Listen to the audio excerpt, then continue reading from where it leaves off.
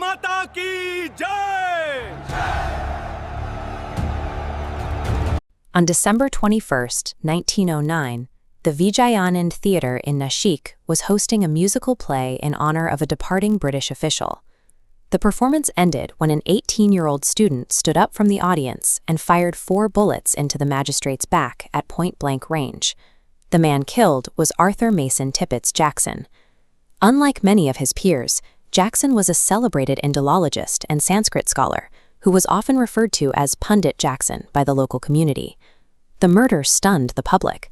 Because Jackson was known for his genuine appreciation of Indian history, even moderate nationalists struggled to understand why he had been targeted for assassination. His assassin, Anant Kanhere, surrendered immediately. He was a bright student who had traveled from Aurangabad specifically for the mission, yet he carried no personal grudge against Jackson as an individual. This raises a difficult question. Why did a young revolutionary decide that the most culturally sympathetic officer in the region had to die? The answer lay within the Abhinav Bharat Society, a secret network of radicals who believed that British rule could only be ended through armed rebellion. For these young men, the individual personality of a British officer was secondary to the role they played in the administration. Jackson may have been a scholar of Sanskrit, but he was also the district magistrate. In the eyes of the underground, his primary function was to maintain the empire's grip on India by enforcing its laws. Tensions peaked when Jackson ordered the arrest and prosecution of Baba Rao Savarkar. Baba Rao was sentenced to life in prison for the simple act of publishing a 16-page book of nationalist songs. This arrest stripped away Jackson's scholarly mask. To the revolutionaries, it showed that a British officer's interest in Indian culture was meaningless if he was still willing to cage Indian activists for writing poetry. The Abhinav Bharat Society concluded that by enforcing these laws, Jackson had made himself a willing instrument of colonial repression. His personal sympathies didn't make him an ally, they made him a more effective representative of the system they intended to destroy.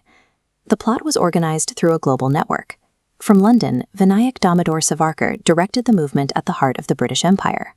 He smuggled 20 Browning pistols from Europe into India, distributing them to secret cells across Maharashtra to prepare for targeted strikes.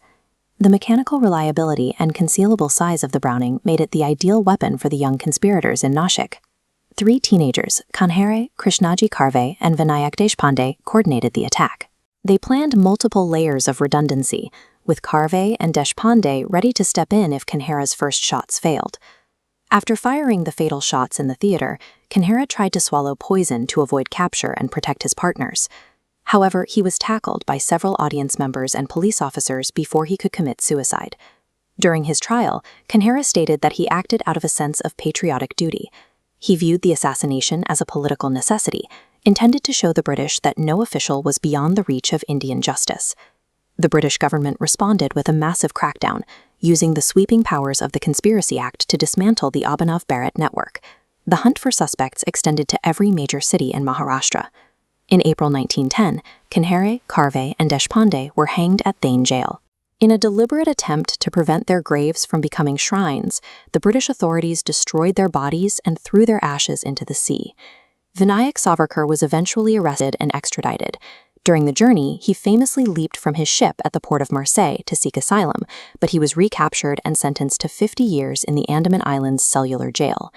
Even in 1919, when the British offered a royal clemency to political prisoners after World War I, the Savarkar brothers were explicitly denied release. The government remained wary of the ideological shift they had inspired among the youth. By targeting a magistrate who was both a scholar and a popular official, Kanhere signaled that the movement had moved past individual grievances. The Nashik conspiracy established that in the struggle for independence, an official's personal kindness could not excuse their role as an instrument of the empire.